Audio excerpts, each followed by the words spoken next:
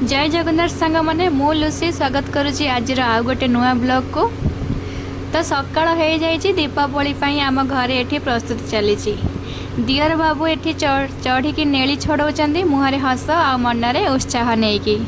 एपटे बापा पोखरी देसी चुना माछ नहीं आसचंदी मते कहले बहु बाछ बोली मु मध्य सांगे सांगे माछ बाछिबारे लागी पड़िली। माछ बाछु बाछु मोर गोटे कथा मन पड़गला भाविली से कथाटा को आपण आगे सेयार करीम बोली।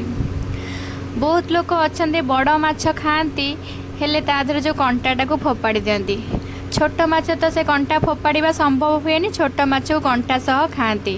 छोट माछ कंटा सहित खाइले तादर आम कैल्शियम और फॉस्फोरस मिले जोटा कि आम हाड़ आ दांत को मजबूत करे। छोट माछरू ओमेगा 3 फैटी एसिड मिले जोटा कि आम हार्ट आउ उच्च रक्तचाप को नियंत्रण करे। यह आम मस्तिष्क को शक्ति बढ़ाए आउ आखि आउ चर्म पाई बहुत उपकारी अटे। तो किछि माँ माने कहती चुना माछ खाओ बुद्धि हेब बोली किंतु आपण माने जानिले तो चुना माछरे केते विज्ञान अच्छी। तो एपटे एमिति किछि भाबू भाबू समय बीती जाइथिला आउ चुना माछ भाजिबा मध्य मोर सरी जाइथिला।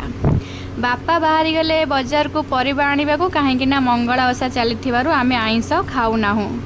तो आमे माँ झील बाहरिलु अंगनवाड़ी पाठ पढ़ा को। अंगनवाड़ी रे कौन पाठ पढ़लु से कथा मु नेक्स्ट ब्लॉग रे कहबी। से पर्यंत आपण माने अपेक्षा करंतु।